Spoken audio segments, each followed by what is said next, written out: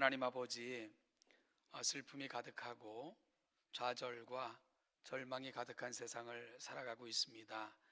하나님 아버지, 주변을 둘러보며 좌절하는 것이 아니고 그럴 때 우리의 시선을 하나님께 고정하고 오늘 우리를 향해 격려하시고 그 손을 펴사 우리를 붙드시고 여전히 함께하며 인도하시는 그 하나님을 바라보는 귀한 이 아침이 되게 하여 주옵소서. 내가 산을 향하여 눈을 들리라. 아름다운 고백을 안고 한 주를 살게 하시고 그렇게 슬픔에 젖은 세상을 위로하는 자도 한 주도 살아내게 도와주옵소서. 말씀을 곁에 삼고 말씀을 우리 기준 삼아 세상에 표준을 제공할 수 있는 우리 모두가 되게 하옵소서. 감사드리며 예수님의 이름으로 기도하옵나이다. 아멘. 우리나라가 참 그 노래도 좋아하고 문학도 사랑하는 그러한 민족이라는 생각을 하는데요.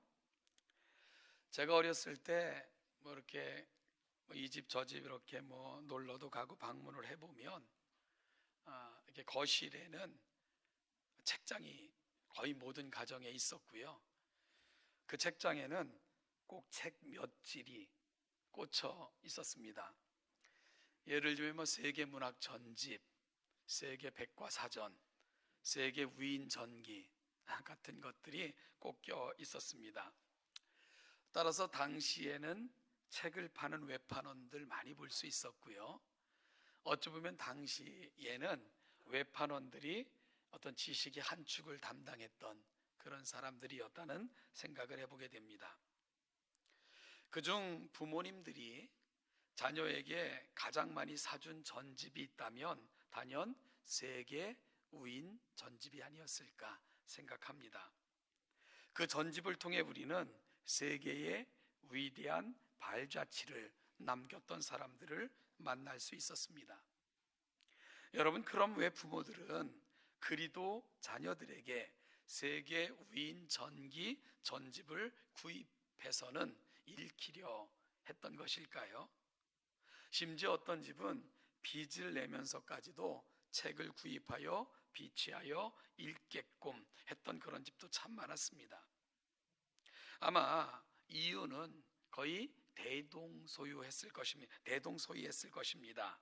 책에서 만나는 위인처럼 내 자녀들이 빛나는 인생이 되길, 그들을 통해 배우고 시련 가운데서도 다시 일어서는 법을 배우길, 그렇게 자녀들이 또 다른 위인이 되기를 바라는 그런 한결같은 바람이 바로 위인 전기 전집을 사주었던, 읽게 했던 부모님의 마음이 아니었을까 하는 생각을 해보게 됩니다. 이처럼 어떤 길을 가고자 하는 자들에게 모델이 있다는 것, 배우고 따르고 모범으로 삼아 살아가야 할 표준이 있다는 것은 매우 행복한 일일 것입니다. 그만큼 시간을 절약할 수 있고요, 쓸데없는 낭비를 줄일 수 있고 미리 결론을 보고 가는 것 같은 자신감을 갖게 해줄 수 있기 때문입니다. 여러분, 그런 면에서 오늘 우리는 마지막으로 다윗을 한 번 더 살펴보게 될 것입니다. 다윗을 살피는 것은 구약의 역사서를 이해하는 데 있어서 매우 중요하고요, 또한 이 시대를 살아가는 우리가 가야 되는 길이 어딜까 하는 면에서도 굉장한 도전을 제공해 주기 때문입니다. 먼저 다윗을 살피기 전에요, 질문 하나 할까요? 작년에 저희 동천교회는 설립 100주년을 기념하면서 기념책자인 화보집을 한 권 만들었습니다. 아마 여러분 가정에 다 꽂혀 있으시죠? 그 화보집의 제목이 뭡니까? 그 책 제목이 뭐예요? 예, 길입니다. 길이에요. 이 책의 제목을 정하면서 저는 우리 신앙의 발자취라는 의미에서 길이라는 제목을 붙였고요, 또 다른 의미는 역사라는 의미에서 붙인 이름이기도 합니다. 누군가 걸었던 길, 그래서 역사가 된 그 흔적들을 살피면서 오늘 우리를 점검하고 또 다른 길을 내서 역사가 되기를 소망하는 우리의 길이 되기를 소망하는 마음으로 책 제목을 그렇게 정했던 거죠. 오늘 우리가 살피고자 하는 주제 역시 길입니다. 과거 이스라엘 왕들에게는 따라야 할 길이 있었습니다. 과거 우리식으로 말하면 과거 이스라엘 왕들에게는 보고 배우고 따라야 할 위인이 있었다는 말입니다. 바로 다윗입니다. 그래서 흔히 이 다윗과 같은 삶을 살고자 애쓴 사람을 가리켜 다윗의 길을 걸었다라고 성경은 표현합니다. 주로 이렇게 표현이 되었지요. 여호와 보시기에 정직하게 행하여 그의 조상 다윗의 길로 걸으며, 그리고 다윗의 길로 행했다는 말은 역대 이스라엘 왕들에게는 최고의 찬사이며 가장 고귀한 평가이기도 했습니다. 반면 합당하지 못하거나 잘못된 길을 걸은 왕들에게는 또 다른 평가가 주어졌는데, 그런 왕들에게는 대체적으로 다음과 같은 평가가 주어졌습니다. 여호와 보시기에 악을 행하되 여로보암의 길로 행하며, 혹은 이렇게도 평가되었습니다. 그의 마음이 그의 조상 다윗의 마음과 같지 아니하여 그의 하나님 여호와 앞에서 온전하지 못하였으나, 결국 이와 같은 평가들을 종합해 보면 다윗은 길을 낸 인생이었습니다. 바로 왕들이 걸어가야 될 길이 보여주는 역할을 하고 있으며, 왕들이 따라야 할 모범이며 왕들이 배워야 할 모델이었던 것입니다. 후에 사도 바울은 다윗에 관해 설교하면서 하나님께서 선지자 사무엘에게 주셨던 말씀을 인용하면서 다윗을 내 마음에 맞는 사람이라고 하나님께서 평가하셨다고 고백을 합니다. 오늘은 이 다윗의 인생을 돌아보면서 하나님께서 다윗을 가리켜 내 마음에 합한 자라고 하시고요, 열 왕들을 평가하면서 다윗의 길로 행했다라는 표현이 갖고 있는 의미가 무엇인가를 살피는 가운데, 오늘 우리가 만들어야 될 길, 그 길을 어떻게 또한 걸어가야 될 것인가 하는 것들을 함께 살펴보고자 합니다. 다윗을 가리켜 이와 같이 평가하는 이유를 지금까지 살펴봤던 다윗의 이야기를 종합해 보면서 그의 발자취를 따라 추적해가는 방식으로 하나님께서 다윗을 이렇게 평가하셨던 이유가 뭘까 하는 부분을 함께 살펴보고자 합니다. 첫째로요, 그는 그의 인생의 주관자가 누구인가를 분명히 알았기 때문입니다. 하나님의 평가는 그래서 그렇게 주어졌던 것입니다. 다윗은 그의 인생의 주인, 즉 주관자가 누구인가를 분명하게 알았던 인생입니다. 다윗이 역사의 전면에 등장하는 것은 매우 화려했습니다. 사무엘에게서 기름 부음을 받은 후 잊혀진 존재 같았던 그가 사람들 속에 나타난 것은 블레셋과의 전쟁 때였습니다. 아직 나이가 전쟁에 나갈 만한 나이가 아니었는지라 다윗은 전쟁에 참여하지 않고 있었고요, 아버지가 전쟁에 나가 있는 다윗의 세 형들에게 먹을 것 갖다 주고 그들의 안부가 어떤지 알아오라 하는 부탁을 하셨기에 다윗은 아버지의 부탁, 이새의 부탁을 받고는 전쟁터로 향했습니다. 그러다가 그는 블레셋 장수 골리앗 앞에서 벌벌 떨며 길을 펴지 못하고 있는 사울과 이스라엘의 군대를 보게 되었습니다. 의분에 쌓인 다윗은 사울을 설득하여 결국 전쟁터에 나가게 됩니다. 다윗이 가까이 나오는 것을 보고 블레셋의 장수 골리앗은 이렇게 조롱했습니다. 네가 나를 개로 여기고 막대기를 가지고 내게 나왔느냐? 어서 오라, 내가 네 살을 공중의 새들과 들짐승에게 주리라 하며 조롱했습니다. 이런 골리앗에게 다윗은 다음과 같이 응대합니다. 너는 활과 창으로 단창으로 내게 나오거니와 나는 만군의 여호와의 이름 곧 네가 모욕하는 이스라엘 군대의 하나님의 이름으로 네게 나아가노라. 오늘 여호와께서 너를 내 손에 넘기시리니 내가 너를 쳐서 네 목을 베고 블레셋 군대의 시체를 오늘 공중의 새와 땅의 들짐승들에게 주어 온 땅으로 이스라엘의 하나님이 계신 줄 알게 하겠고, 또 여호와의 구원하심이 칼과 창에 있지 아니함을 이 무리에게 알게 하리라. 전쟁은 여호와께 속한 것인즉 그가 너희를 우리 손에 넘기시리라. 이것이 바로 골리앗을 대응했던 다윗이 했던 말입니다. 오늘 이 다윗과 골리앗이 만나는 장면을 살펴보면 표면적으로는 두 사람의 싸움처럼 보입니다. 그런데 사무엘서 기자는 이 두 사람의 싸움을 전혀 다른 관점에서 바라보고 있음을 알게 됩니다. 우선 사무엘서 기자는 이스라엘을 벌벌 떨게 했던 골리앗을 소개하면서 그를 블레셋의 싸움 도두는 자라고 표현하고 있습니다.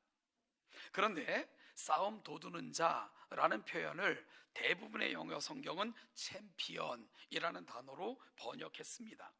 챔피언, 대표자, 상징적 존재를 말하는 단어입니다.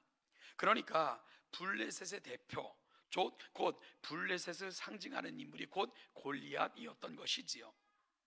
여러분, 그러면 이에 맞서는 이스라엘의 챔피언, 그는 누구입니까? 다윗입니까?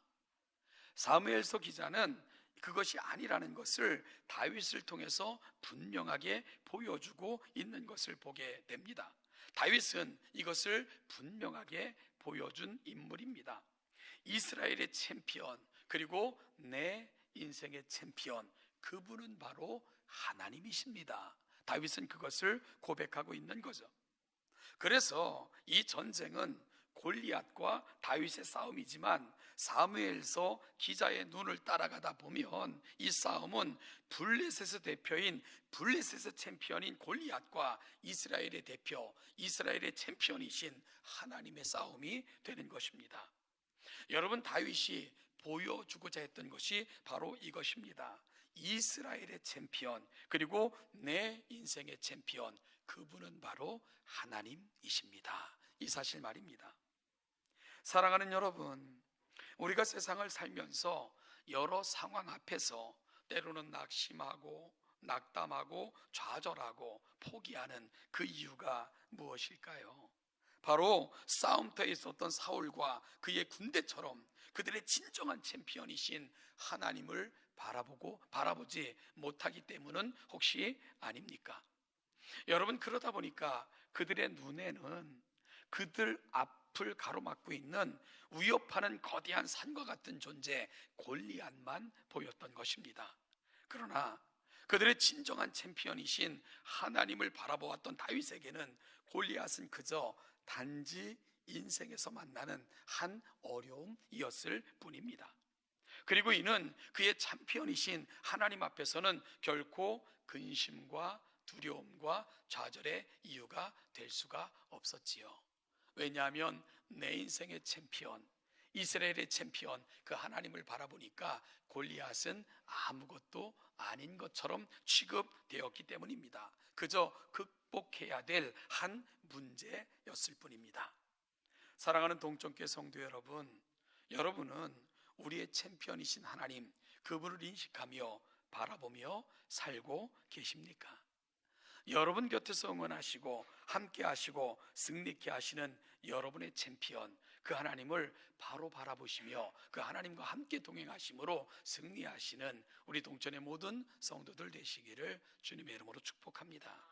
둘째는 다윗은 예배 중심의 삶을 살았기 때문입니다. 다윗이 전 이스라엘의 왕이 된 후 가장 먼저 한 일은 살펴본 것처럼 법궤를 예루살렘으로 옮기는 일이었습니다. 나라가 안정되었을 때에 그가 가장 먼저 하고자 했던 것은 성전을 건축하고자 하는 열망이었습니다. 또한 다윗의 지적 중 가장 괄목한 것은 예배 제도를 확립했고요, 숙련된 예배자들을 세웠고요, 또한 자신이 직접 예배하는 인물이었다는 것입니다. 그래서 다윗이 지었다 알려진 많은 시편들을 살펴보면 그 배경이 성전입니다. 어려울 때도 그는 하나님 앞에 있었습니다. 힘들고 낙담될 때 그는 성전을 찾았습니다. 그리고 그 속에서 하나님의 음성을 들었고요, 하나님의 뜻을 다시 가슴에 담았고, 그리고 자신의 삶의 자리로 돌아갈 수 있었습니다. 그의 삶의 자리에 있어서 그의 순환되는 삶의 자리 중심, 그곳에는 항상 성전이 있었던 것을 그의 고백을 통해서 알게 됩니다. 법궤는 하나님의 임재의 상징입니다. 성전은 그 하나님께서 거하시는 집을 상징했습니다. 그리고 예배를 중심으로 산다는 것은 그 하나님을 중심에 모시고 산다는 것을 의미합니다. 따라서 이와 같은 것들을 통해서 알 수 있는 것은, 다윗에게 있어서 가장 중요했던 것은 하나님이 누구신가를 아는 것과 그 하나님과 동행함과 그 하나님의 뜻을 따라 사는 것, 이것이 가장 중요한 그 삶의 가치였던 것을 우리는 알게 되는 것이지요. 하나님께서 애굽에서 나온 이스라엘 백성들에게 성막을 설치하라고 말씀하셨습니다. 그리고 구체적으로 형식부터 제도, 규모, 그리고 활용까지 마치 매뉴얼을 주시듯 성막에 대해서 자세하게 설명하셨습니다. 성막은 이스라엘 백성들이 거하는 곳이 어디든 그들의 텐트의 중앙에 설치되도록 명령하셨고요, 이스라엘 백성들은 그들의 텐트의 문을 성전을 향해 내도록 말씀하셨습니다. 그들이 이동할 때는 성막이 가장 먼저 움직였고요, 성막이 멈추어 설치되면 이를 중심으로 그들의 텐트를 치도록 그렇게 명령하셨습니다. 그래서 저는 이 성막을 가르칠 때에 성막의 정신을 세 단어로 설명하기를 좋아합니다. 중심에, 향하여, 앞세우고. 한번 따라해 보실까요? 중심에, 향하여, 앞세우고. 여러분만 해보시죠. 시작. 잊지 않았으면 좋겠습니다. 하나님께서는 성막을 통해 그 백성들에게 보여주신 성막의 정신이 있어요. 그들의 삶의 중심에 거하기를 소망하시고, 내 백성이 항상 하나님을 향하여 시선을 고정하며 살기를 원하셨고요, 어디를 가든 하나님과 동행하는 그런 삶을 살기를 소망하셨던 것이 성막을 통해 보여주셨던 우리 하나님의 소망이고 마음이셨습니다. 성막을 통해 하나님은 그 마음을 보여주신 것입니다.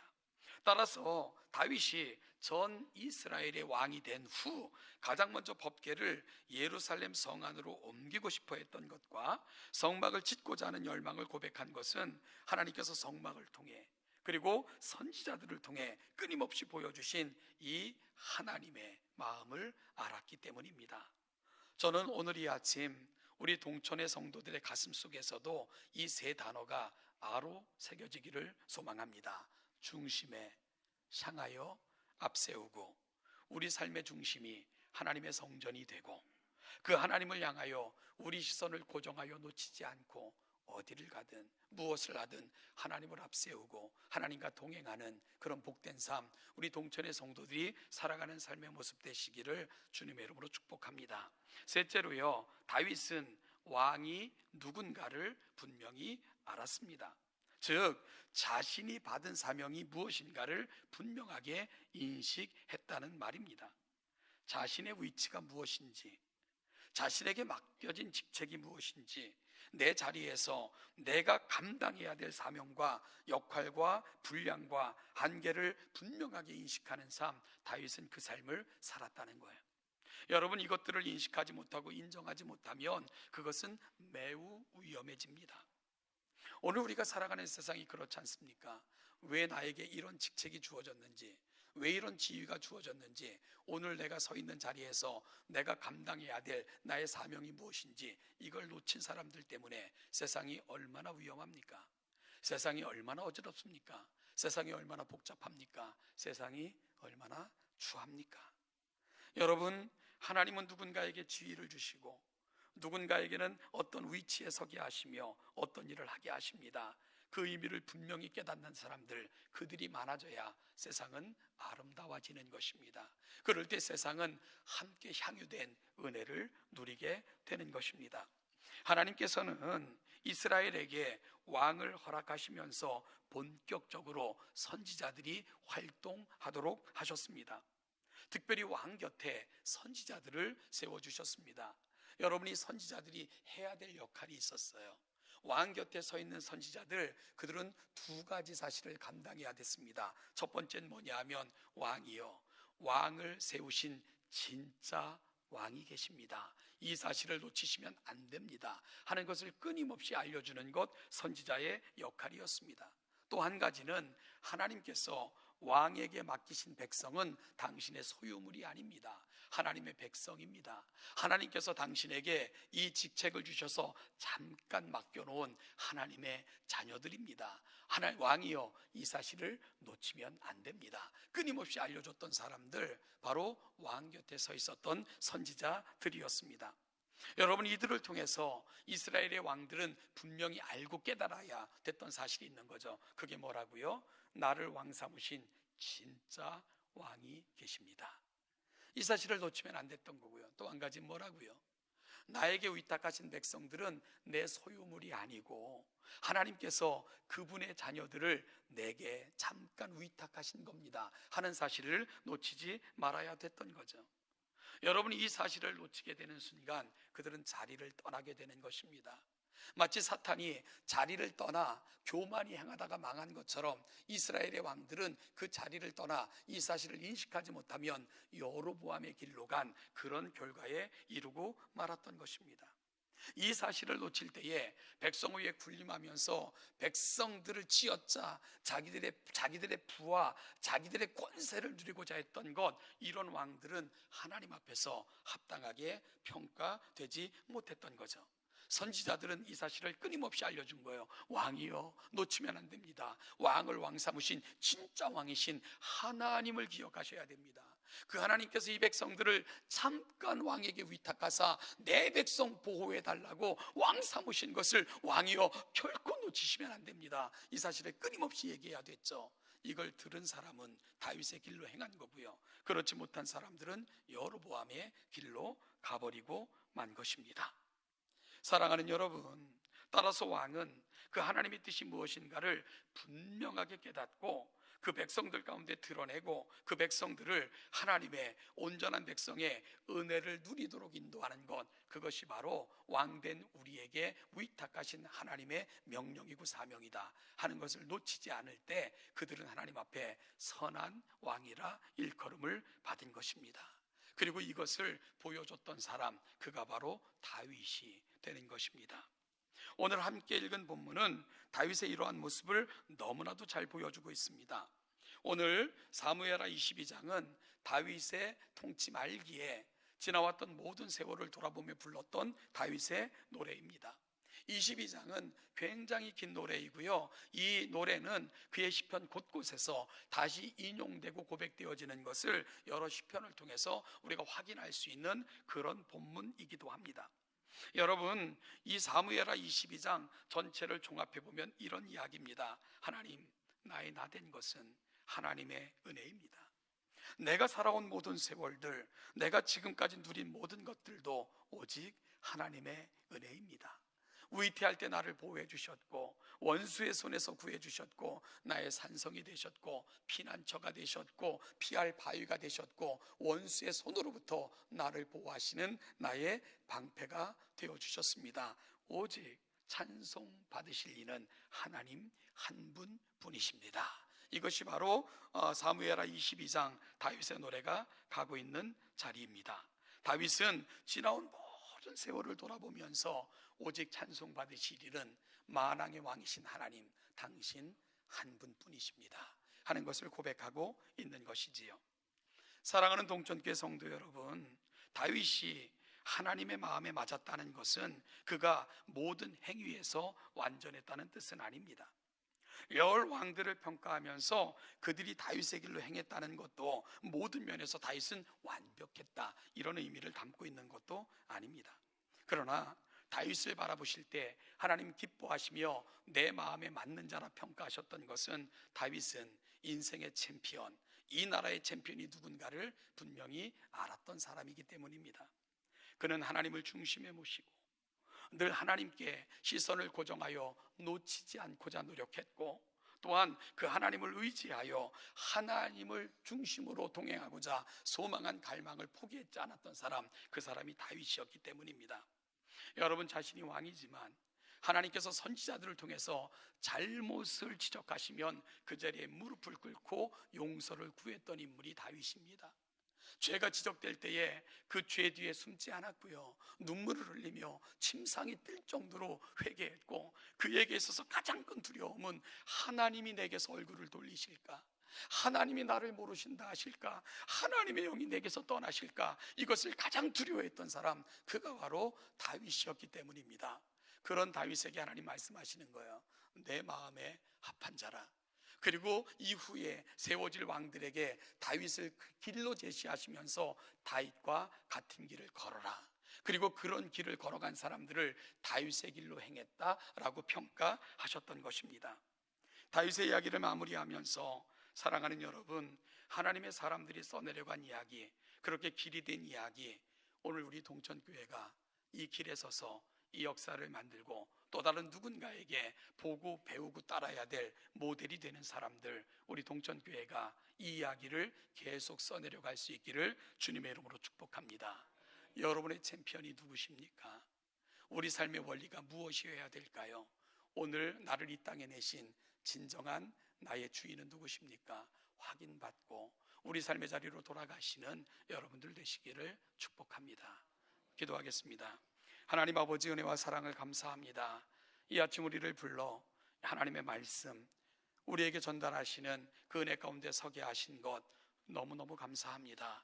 하나님 아버지, 세상은 위협하며 성난 파도처럼 달려오지만 나의 챔피언, 나의 인도자시며 보호자 되시는 그 하나님을 중심에 품고 하나님을 향하여 하나님과 동행함으로 이 땅에 나를 내신 그 의미와 목적을 분명히 만들어가고 세상에 선포하며 보여주는 귀한 동천의 모든 성도들 되게 하여 주시옵소서. 감사드리며 예수님의 이름으로 기도하옵나이다. 아멘. 같이